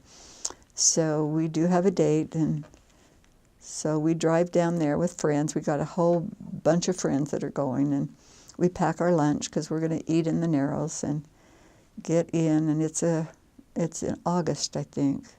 Yeah, I think August or September. And we hike in, and there are times when we have, but we didn't have water up to our waist this time. The year before we had water up to our waist. We just had water up to our knees. And so we get hiking down there, and oh boy, it's cold on the knees. And we finally get out, and we come home, and I have my house there in Cedar City. And so I tell Bert he can stay in our house, because I have this bedroom down in the basement, and he can stay in the basement. And so this is his story, that I get up the next morning, and I get up and I start getting breakfast ready, and I hop out of bed and start throwing pans on and get dressed and run around, and he can't even get out of bed and can't hardly move. And so he just struggles and struggles, and pretty soon he gets all of his bones moving, and he comes upstairs. Well, he tells me after we're married that he has a whole bottle of ibuprofen, and going down that Narrows, he took a whole bottle of ibuprofen to get down that. So I think he was overdosing from the drugs that he was taking that morning. But he chose to marry me anyway. So I don't know why, after we got married, that he had all these problems. Every time I said, "Oh, let's go here, let's go there." And you could tell the honeymoon was over about 5 years later when he said, "No, I'm not going to go." I'm like, "Now wait a minute, you always went before," and we went bike riding, and we went hiking, and we went everywhere. And pretty soon he got so he'd say, "I'm not going to go." I got him to go to concerts. I got him to go to operas. I got him to go to Shakespeare. If he had waited, another year, I don't think I'd have ever gotten him to go do anything. But I got him to do all those. In fact, he fell in love with Shakespeare. He fell in love with plays. We have season tickets to all the plays. And he's just been my best friend ever since. We've had a good life together. So this was just, I think, just a month later that we go to the Manti Temple, and he proposes to me in the temple. And he proposes to me with a CTR ring. I'm trying to think of a primary song, but it's a CTR ring. And so he gives me a CTR ring because, there's no money he's lost his job. Oh, he's lost his job, so he doesn't have a job in Provo. And why I married a man with no money, and when I'm a school teacher, and school teachers don't make any money. But anyway, so we go to church on Sunday, and so I turned to my home teacher, and who's the principal in the high school there, right? And he's my home teacher, and I show him my CTR ring, and I said, "Guess what? I'm engaged." And he said, "What does CTR mean? Does that mean I finally caught the rascal?" And so that's what it came to. We called it that for a long time after that. Well, then, so this was in the 1st of November, the end of October, we were engaged. And this was very hard on his children. And I said, "That's okay." And I really tried to understand that. I thought his family was too close together, and I struggled with what's too close and what's being thoughtful of them and not getting married so fast so that they could understand it. And so we were going to get married, I don't know, we talked about Christmas time, and then we said, no, we better wait till after Christmas. And then we went for a big, long walk and said, oh, that's not going to work. I don't know, your children will never accept. And he said, no, we can't get married at Christmas time because my children have never had a Christmas. Their mother just died, and they haven't had a Christmas without their mother. And so we can't get married then. I need to have Christmas with my family. And so anyway, so then we said, okay, so then after Christmas we talked about it some more and went for a big, big, long, long hike, talked very seriously about it, and decided to get married January the 18th, and that would give them time to get over Christmas and get over it. But so we got married, and we went up to the college cabin, which was up in the canyon, up in Zions Park, and had the reception up there, and all the faculty came up, and all my friends, all my single friends. I had a group called the New Vision, and all those friends came up, and they did a special little treat for me. Your dad married us.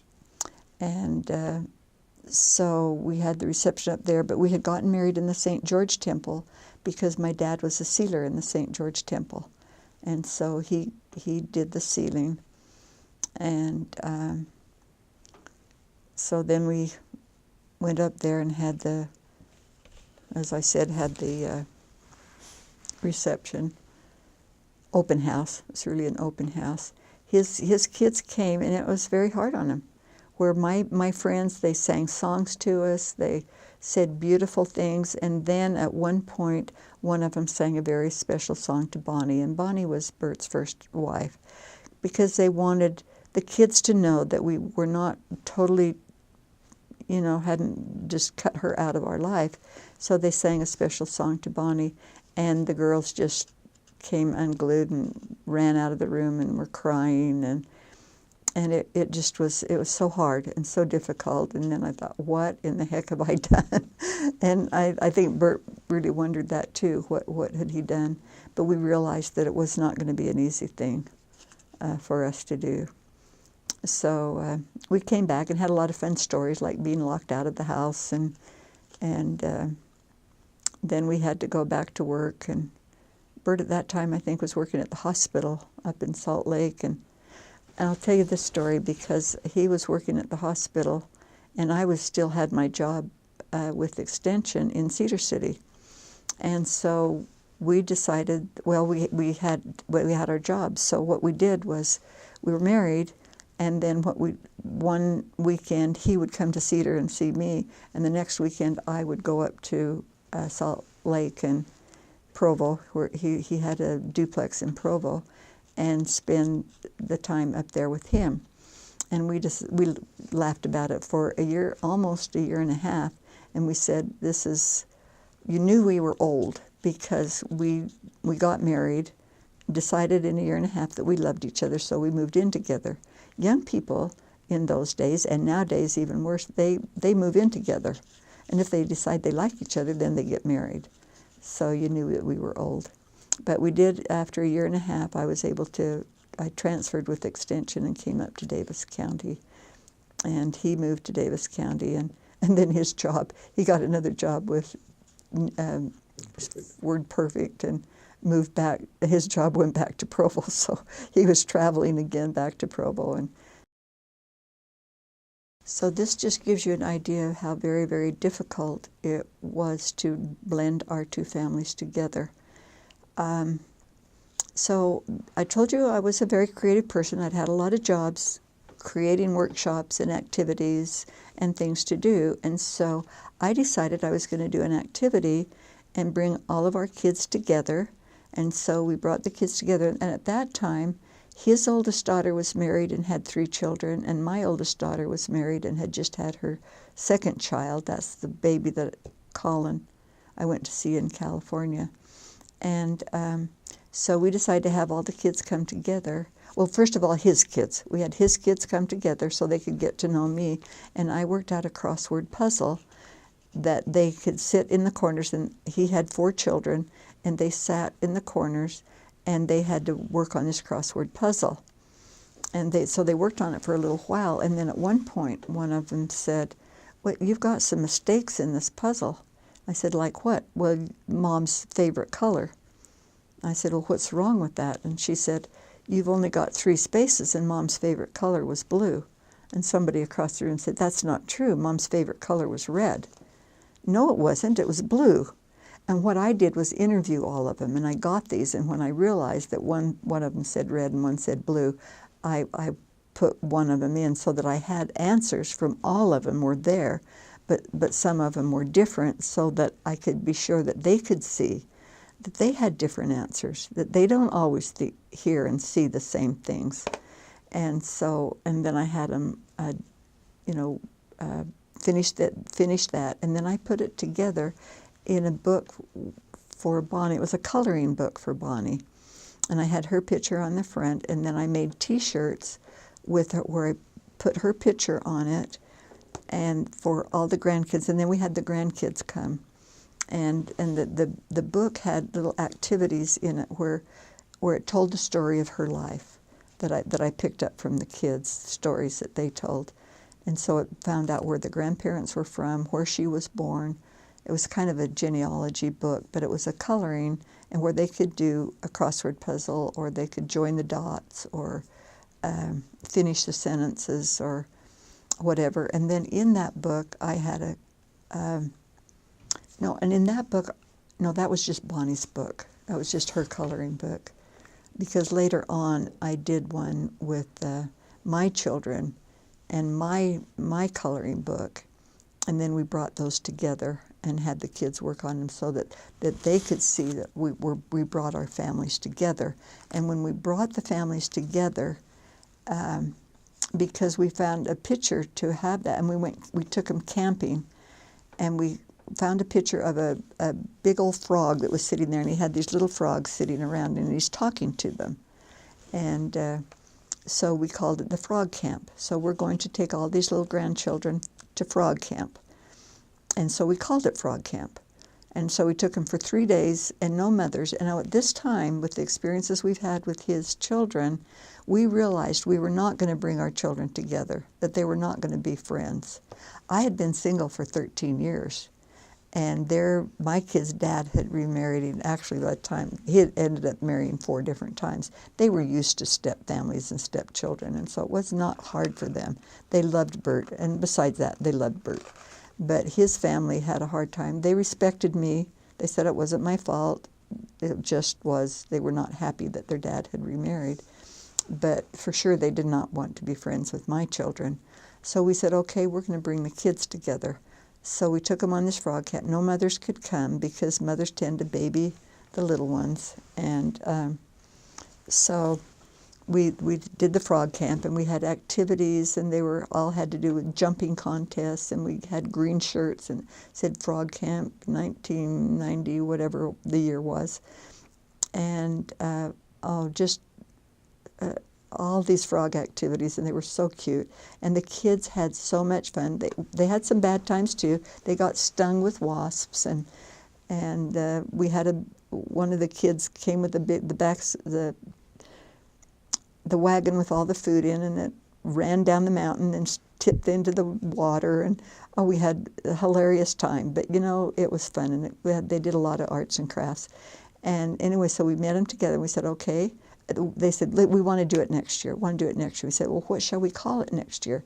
Thinking that maybe they'd choose, we just started with Frog Camp. Let's call it WASP. Shall we call it WASP because the wasp stung us? We thought maybe that would be a good name.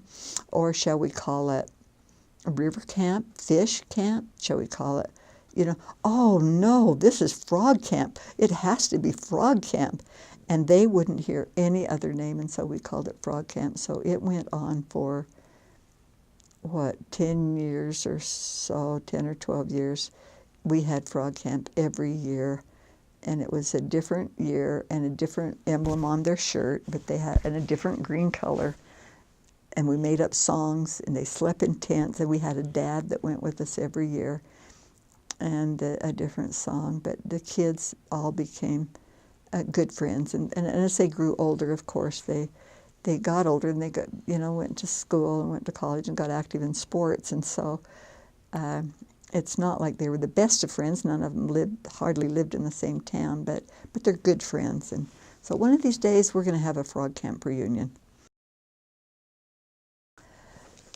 When I married Bert Robbins, one of the promises that I made him make was that he would go with me on a mission, that we could go back on a mission. And he would put it off. He put it off, and he put it off. And finally I said, I'm going to the prophet and ask for a divorce, and then I will divorce you, but I'll marry you when I get back from my mission. If you're not going to go with me, I'll just have to go alone. So he finally said, oh, okay. But I have to add, the sad thing was that his daughter had died. Chris had died of colon cancer in May, and so I understood his not wanting to go. And then it was Christmas time, and we had to wait till after Christmas. So we did go right after Christmas, after he was able to have Christmas with the kids without Chris or their mom there. So then we went, and well, we were waiting for our mission call. But first of all, he said, well, I'll go if we can stay in the States. Well, I knew his little devious mind was thinking, oh, I can come home once in a while, or the kids can come and see us. And I said, no, I think we better go to Africa. And he said, no, I will not go to Africa. And I said, oh, I'm not staying in the States. Well, I'm not going to Africa. Well, I'm not staying in the States because we're going where the Lord wants us, and the Lord wants us to go to Africa. Well, I'm not going. So we argued with that for a little while. One day, I think after a great deal of prayer, he came out from behind a locked door, and he said, what if we go to Alaska? And I sit there with my mouth open. I mean, I lived in Alaska for 14, 15 years, raised my kids there. I said, that's going home. I don't want to go home to my mission. And then I thought, if this guy will go to Alaska and go on a mission, I better grab it. Well, that sounds like a good thing to do. So, okay, I'll go to Alaska. Well, the interesting thing is that we had just heard the brand new mission president that was called there, and he just lived in the Bountiful State, just in the next state from us. And so we looked him up, and we went to his home to visit with him and explained to him how I had lived in Alaska all these years, and that possibly, would that be a benefit to them in the mission field, that we wouldn't mind serving in Alaska. And so he put a little note in our file that we'd already been interviewed, I think, and so that he'd be happy to have us come to Alaska. And so then it comes time for our call to come, and they always come on a Thursday in Centerville. And we get in the car to go down, and I just say, if that call says Alaska, I'm not going, because it didn't come from the Lord. It came from you, and it came from President Lewis, and it didn't come from the Lord. And I'm not going unless that mission call comes from Alaska. So Bert pulls off the side of the road, and he said, okay, you might as well get out then, because I'm not going on a mission if that's the case. And I thought, uh-oh, I'm going to lose my chance to go on a mission. I better go even if it says Alaska. We went down and got the mail. Sure enough, he opened it up, and it said Alaska. So quite frankly, I was pretty excited to go to Alaska and have him experience some of the wonderful stuff there, because I tried to get him to go to Alaska when we were first married. And because I had an opportunity to get a food service job up there when I was with Extension, and I could have flown around to the different villages, but he would not go up and look for a job. I knew he could get one, but he said no, he wouldn't go up there. And so I just thought, okay, I'm going to get him to Alaska one way or another, and this would be the good way to do it. And so we prepared to go up there on our mission, and we went to we asked the mission president about what we needed and everything, and what about our car. He said, no, we have cars up here for the missionaries. And so we put our car, we had a neighbor keep our car, and we got ready to go and check in. We had a family member take us. We had, I think Laura and her family took us into the MTC. And so we had Gray, who was probably about 5 years old. And he got there and he said, I don't understand this mission. Where's the water? And we're like, what? We don't know what you're talking about, Gray. What do you mean water? And he said, well, you said you're going to the empty sea. Empty sea. And we had to laugh our heads off. We didn't even know what an MTC was. He didn't know what an MTC was. So that we started off with a good laugh and had a wonderful time in the MTC. And then we got a call from the mission president that we were supposed to get on the plane on Monday and we'd be up there that afternoon. And he said, I just got your plans and it says you're going to be here tonight. But he said, you haven't left yet. And we said, no, we'll get on the plane at 11 o'clock. No, he said, how are you going to be here and drive up here? And we said, oh, no, we're flying up. And he says, well, what are you going to do for a car when you get up here? And he said, we said, well, you told us that we had a car up there. And he said, there's no car up here for you. No, you're going to have to bring a car up here. And we said, well, our car's in storage and we got the plane ticket and we're getting on the plane today. And so anyway, he came back on the phone. He says, well, you come up here. We'll see what we can do about that. And what happened was that there was a couple in the office that were getting ready to come home just 3 or 4 months after we did. And they said that they could easily, we could get along without the car. Or they could, and we'd be fine. We'd buy their car when we got up there. So already the car cost us $7,000 to buy the car, so our mission cost us $7,000 more than we had planned on and had saved money for. And so we get up and spend some time there. Oh, and we did have a slight earthquake while we were there at 5 o'clock in the morning. I was really tickled to introduce Bert to an earthquake when we were there, but it was just a tremor. And so that was kind of fun. And then he wanted to, he put us in he sent us to Fairbanks. We were going to Fairbanks because we were going to be family history missionaries. And so we went on up to Fairbanks and just did missionary work, met with people. We went to the library and we advertised that we were going to be at the library and people could come and we'd help them find their name. And we had little packets that we did for them that had what their name meant. And we had some just delightful stories on people, like one gal that said, well, she actually wasn't from Anchorage, but she said, you better not find out that I'm related, that I have Russian ancestors. And sure enough, she had Russian ancestors. And so anyway, we had little stories like that. And that was in Bethel when we went there to do that. Or Naknek. I'm getting my little towns mixed up, but there's so many little villages. But we went on this mission, all the places that I hadn't been before. I had never been to Fairbanks before. And so we just had a very delightful time there. In Fairbanks, we met with a family home evening group that they were all doing family history. And the one Eskimo lady, she's married to a man from Peru, and they invited us up one night, and they said nobody else could come to family home evening tonight, but could we come and we could just talk about family home evening, or talk about family history, and that she would cook us a halibut. And now she's an Eskimo, and I'm telling you, those Eskimos cook wonderful halibut and salmon. And so she cooked a wonderful dinner, and then she said, we want to talk about the stories behind the family history, because so many people think family history is just connecting the dots, John beget Joe, beget James, beget Peter, beget. And she said, there's stories behind all these names. We want to talk to it. And Bert said, I know that. He said, I never heard any stories in my family until, and actually I was working at the church office doing a missionary volunteer work at the church office building, conference center actually, and he would come when I would go there, and he would work in the family history center, and he found out some stories about his family that he never knew. His parents never talked about these stories. And so he was so excited to learn these stories. So he said, I know these stories.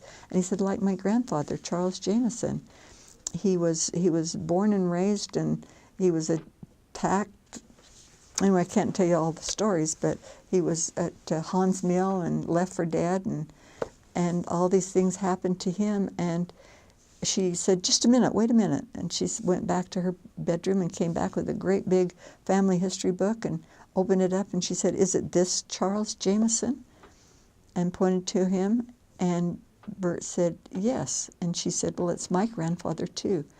Now, I'm sitting across the table from this white face and this Eskimo face.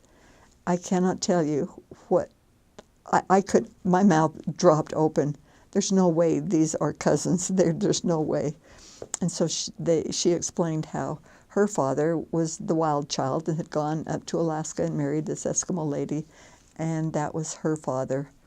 And so she was born and raised in Alaska and a member of the church, and absolutely a wonderful member of the church. Had raised a wonderful family, and so we had this connection of cousins. And so Bert has never let me forget that he knew it was felt closer to Alaska than I was, even though I lived there for all those years, because he had family there, actually. So that was kind of a cute thing that happened to us there in Fairbanks. And then the mission president called us into the office, and I became his secretary and worked with him, and Bert worked with the missionaries and the financial and the cars and things like that. And we'd go out and do missionary apartment checks and car checks and things like that for about 6 months, I think. And then President Lewis called us in and said he wanted us to go out to the bush, and Bert said no. He said no. We had, I think, 6 months left. He said, "No, I'm not going." I said, "Now, wait a minute. When you came on this mission, you said you'd do whatever the mission president said." And this is back when we were in our apartment. He said, "No, I'm not going to the bush. I don't want to live in the bush." I thought of all these wonderful stories I've told him, and he doesn't want to live in the bush. How can you not want to live in the bush? Oh, we had the car, and we just paid $7,000 for it. So what were we supposed to do with the car? That was a real big problem. And the bush is the Alaska that's not. It's out in the. It's not in the big cities. It's just out where people live. They're just small villages, and it's literally in the bush. It's the only way you can get there is in a boat or fly in. It's the only way there. And so anyway, what happened? We had the weekend. I said, yeah. Well, we had the weekend to talk about it, and I got really upset about it, and then he got thinking about it, and then he said, well, maybe he could if we had something to do with the car, and he said he'd make the president a deal. If the president would fly all of our food out there so we could buy it all in Anchorage so it would be a lot cheaper, that would save us money, and they would store our car so that wouldn't cost us money. And we'd have transportation when we got out there. So he had a big, long list. And I said, fine, you go in there with that list, that's fine. So we went into the president, and he gave him his list, and the president said, fine, that's fine, everything's fine. So I took him on a shopping trip and showed him how you shop for the bush. So he took a cart, and I said, okay, get 16 dozen of frozen peas, get 17 dozen of this, and we got all the... What was it? Took all the butter in the store. We took all the butter that they had in the store, and we took loaves of bread, but we took bread or flour so we could make bread. And he said, how did you do that? And I said, well, I looked at how many days we were going to be there and figured if I took all the vegetables, and we had a vegetable every day plus 2 or 3 extra. And anyway, that's how I figured it. And so he'd get one cart and fill it, and then he'd get another cart and filled it, and we had how many totes? 20 totes? No, 46. Oh, we had 46 totes of food. And the totes are those 50-gallon totes. Huge totes. Each tote. And so we filled those up, and then they take them out to the airport, and they fly them out there. And so the president told us we were going to Naknek, which was on the other end of the Kuskokwim River. I told you that we went down to Adak, which is, or not the Aleutian Chain. So we went to Adak on the Aleutian Chain when I lived there, and then we were sent to Naknek, which was the other end of the Aleutian Chain on the King Salmon River. And so that was kind of fun. That was a new place which I hadn't been before. And we were going to live in the church, so we didn't have to pay rent. We just lived in one of the classrooms. And, we had some wonderful experiences with moose. We had experiences with bear there, with the Eskimos there, fishing for king salmon. And I was able to pull in a king salmon that was this big. And Bert took some wonderful, beautiful pictures. So we didn't do any proselyting. We did family history mostly. But the fun thing was when we were able to go back into Anchorage and go through the temple with several people that we didn't baptize them in the church, but we taught them family history after they were baptized. We were able to go to all new converts and teach them family history. So we were able to go back and go through the temple with them, and that was a special blessing to us. And then after we went home, this is after we went home, we did have one family that we had met in Naknek that called us and said that they wanted to be baptized in the church, and it was a couple, and they had 2 children. The children were not baptized, but they were baptized, and that was a very special thrill. So we got to go back up to Fairbanks. We went back up to Fairbanks and baptized them. But meanwhile, we're living in Bethel. No, we're living in Naknek, and we're getting ready to come home from our mission. And one of the things we did living in the church, we had our study time there right in the chapel, and then we had to prepare the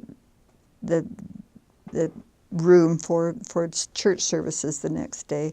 And the fishermen would come out there, and they would come and we'd sing primary songs, and it was fun to see those missionary or the guys come, because they'd come just in their fishing clothes and sing "I Am a Child of God" or sing these missionary or children primary songs. It was a wonderful time, and we were busy because we had the young people come. We had a young men and women's activity every Tuesday night, and we just called it Young Men and Women. And we every time we'd run into young people, we'd say, "We're having an activity at the Mormon church.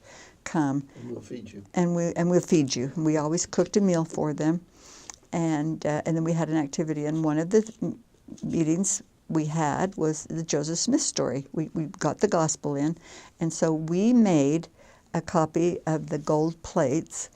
And my dad had made some years ago, and sprayed them gold. And so we made those, and then underneath the gold plates, we put little copies of the Book of Mormon, put them in a box, and buried them out under a hill. And we explained to them how Joseph Smith went out, and an angel showed him how to find the gold plates. And when he picked them up, he had the gold plates. And then we explained how he translated these gold plates into the Book of Mormon and gave each one of them a copy. We were getting ready to come back from Alaska, and I'm kind of like rocks, because we have a rock garden in our garden. And I wanted to bring some home, and Bert would not let me.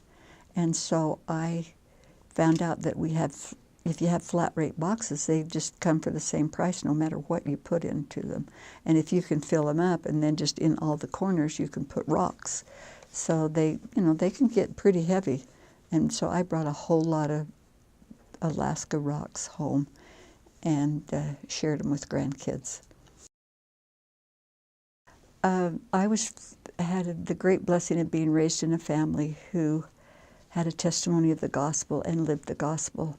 My dad, his testimony of the gospel was the most important thing in his life. And he lived the gospel, he preached the gospel. We had family prayer, we had family home evening, we read out of the scriptures. And I'm going to insert this story. When I came home from my first mission, and I was holding my little dear one, was just a baby sister at that time, and I was reading to her out of the Book of Mormon, and I called into my mom and I said, "There's no way, she's too little, how can she understand these words?" And she looked up at me and she said, "I can, Wicked King Noah, I know all about Wicked King Noah, I know what you're talking about." And so I said, "You know what? Little kids know. They understand the scriptures." And so that was a neat story, because they did read to us all the time. But my testimony came from hearing Dad. I loved going to hear him speak at the High Council talks because he was a dynamic speaker, and he bore such a strong, dynamic testimony. My mother was a stake primary presidency, and so I many times, because she would do a lot of visual aids, I know where I got that gene from, but she'd do visual aids, and so I'd help her do those, and so I could go to the meetings, and it was fun to watch how she used those. But I remembered one meeting, and I was 8 years old at the time, and she bore her testimony at that meeting with all the primary teachers from the whole state in that room. She bore her testimony on how she got her testimony of the Book of Mormon. She was raised in a Catholic family. Her father was Catholic. Her mother was LDS. And in fact, Grandma Fry was her father, her grandfather was Amasa Lyman. So she was related to an apostle, and yet she married this Catholic. And so they could not agree where they were going to be raised. So Mother was raised in the Methodist church just down the street. So she had to gain her testimony. And so her testimony at the Book of Mormon, I knew it was true. And I remember crying at 8 years old as I heard her testimony and knew that the Book of Mormon was true. And then when I remember very distinctly a family home evening that we had in Mink Creek, when it ended, and Dad said it was a very spiritual meeting, and Dad said we were all going to take turns and all bear our testimonies. We all bore our testimonies, every one of us, and every one of us cried. I don't remember how old the little ones were, Derwin and Craig, but my memory is that we were all crying because the Spirit was so strong in that family home evening. And then I had an experience when I got older and went to girls' camp. And of course, I'm older, and I'm hearing people say, I know the church is true. I know Joseph Smith is a prophet. I know. And I just said, how do you know? And I would think about that. How can you say, I know? I mean, I know the church is true, and I'd say that. I can bear my testimony. I know the church is true. But I didn't know how you said, I know, to all these other little things. And so I said to my young women's leader once, and I was probably 14, 15 years old, and I said, I don't know how to say I know. I want to. And she said, well, Lenore, just think of it. If the church is not true, then Joseph Smith is not a prophet. And I sat up in my chair and I said, Joseph Smith is a prophet. And she said, but if the church isn't true, then I think David O. McKay is not a prophet. David O. McKay is a prophet. I know David O. McKay is a prophet. But if he isn't a prophet, then the Book of Mormon is not true. I know the Book of Mormon is true. Don't say the Book of Mormon is not true. It hurt me so bad to hear her say these things were not true. And I just sat down and I started to cry. And she said, Lenore, you have a testimony of the gospel. You know the Book of Mormon's true. You know Joseph Smith's a prophet. You know David O. McKay's a prophet. You know the church is true, and you can stand up and you can say that. I was so thankful for her for that, because that was just the beginning of my testimony. And I was so grateful to have that, because I have known all my life. I knew that I knew all my life that the gospel is true. I want to just close because you hear a lot of talk about some near-death experiences, and I want to just share with you. I had an experience this last summer that reminded me of a couple of other experiences that I had. Grandpa and I went to Mazatlan in Mexico, and we were coming back, and the people that we went there, they had a timeshare there, and we stayed with them in their condo and ate meals with them, and they had colds, and they were coughing back and forth across the table when we'd eat, and it was so frustrating. And And honestly, we were getting tired. 2 weeks is a long time. We had never done that or gone on a vacation that long, and so it was very hard. And so we were quite glad that it was going to be the next day, and we were going to go. And I said, I'm so glad. I'm glad to be going before I get a cold. And I just said, I'm the only one here that's healthy and strong. I'm so excited to be going home healthy and strong. Oh, because Bert had said that morning, he said, you know what, I think I'm getting a sore throat. I think I'm going to be catching their cold. And I said, boy, not me. I'm healthy and strong. And so we had our dinner. We went down to the airport, got in the plane, and flew into Phoenix. And when you get out of the plane, you go into those tunnels that they pump cold air in because it's so hot in Phoenix. And when I got in that tunnel, that cold air came in on me, and all of a sudden I started to shake. And I have to show, I was shaking so bad I couldn't get my passport out of my pocket. I couldn't hang on to it. There's no way I could even hold it to get it in, because I couldn't get it out of my pocket to hold it into the card reader to show that I had my passport to get through through customs there. And I just said, Bert, you've got to get my passport. I can't. And he said, what is wrong? I said, I don't know. I'm just shaking so bad. And he said, go over and sit on that chair, and he took my passport, and he said, I'll get your bags and take them. And I think as I went over to sit on the bench, I just fell on the floor. I fell off the bench and fell on the floor.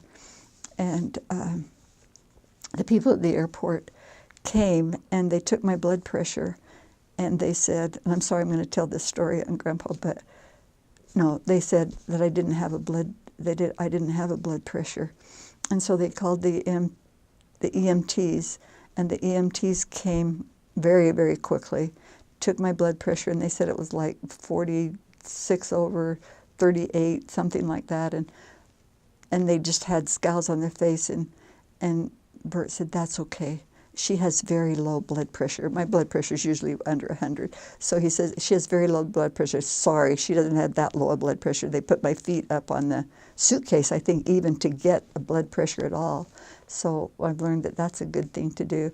They put me in the ambulance, took me to a hospital, which was only 3 blocks away, or 3 miles, but it was very close. So I got into that hospital, and they did a lot of tests on me and found out that I had sepsis, and sepsis was caused from a urinary tract infection that I had. And apparently I had had that when I left home and did not know that I had it. And I thought I'd had a problem, but I thought, oh, this is because I'm getting old. And so they filled me full of all these tubes and tried all these antibiotics, but because that was their specialty in that hospital, that doctor that attended me, that was his specialty. He was the one that, I guess, invented or... The lab specialist. Anyway, he was the lab specialist that did the lab work, and so he was able to find the cure on that. And they said that we came home and looked it up on the internet, and it's like 80% of the people that die of sepsis. You get some kind of infection, it goes into your blood, and it causes bacteria in your blood, and that's what kills people mostly. And I got thinking about that experience, and I said, you know, it wasn't a near-death experience in that I saw beings or I had a revelation, but I came near to dying, and I didn't. I was blessed to be able to come back to this earth. And where I was, I don't remember anything excepting just waking up in the hospital, of course. But it reminded me of some other experiences that I had had. And I remembered when Laura Jean was born, I told you I was 18 months older than her, and we were living in Burley at the time. Yes, she was born in Burley, and at home, as us 3 older ones were, us 4 older ones were born at home.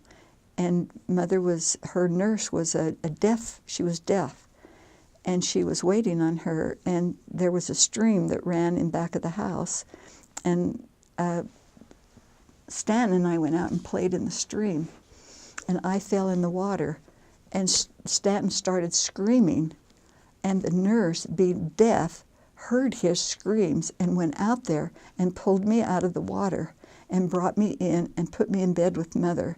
And Mother said my hair was full of sand. She knew that I had gone to the bottom of the stream because my hair and clothes were all full of sand. And she said she did not know why I didn't die, why the nurse had heard me scream, and why they were able to save my life at that time. So I got thinking about that, and I said, I think that was a near-death experience. I was blessed to live through that experience. And then I remembered when I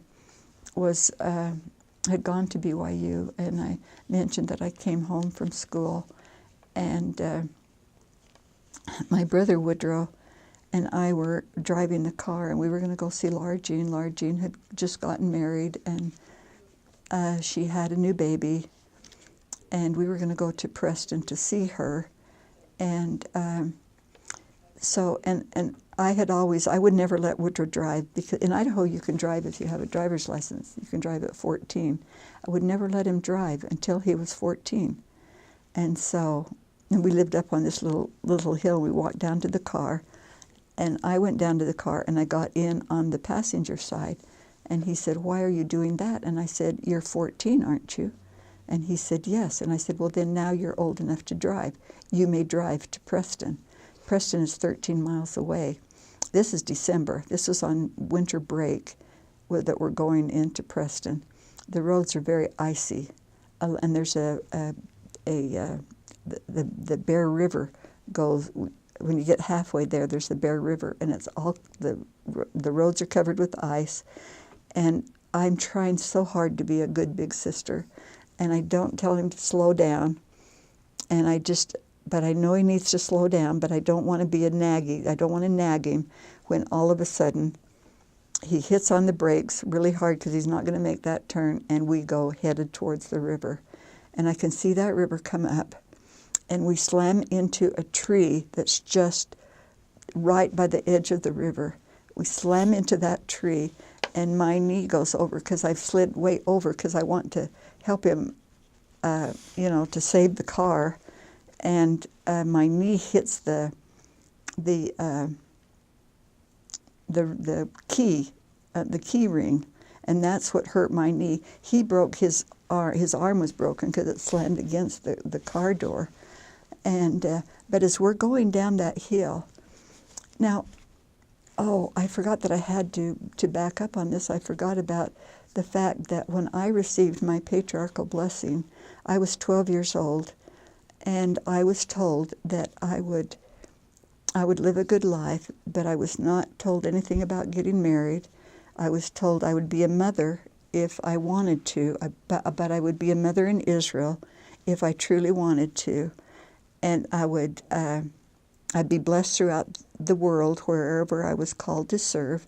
And so I figured, okay, I go on a mission, and I will, but there was no mention of a husband. And I asked my seminary teacher, I said, "What is a mother in Israel?" And he said, "That's a mother in the next life." And I said, "So I'm not going to get married, and I'm not going to have any children in this life."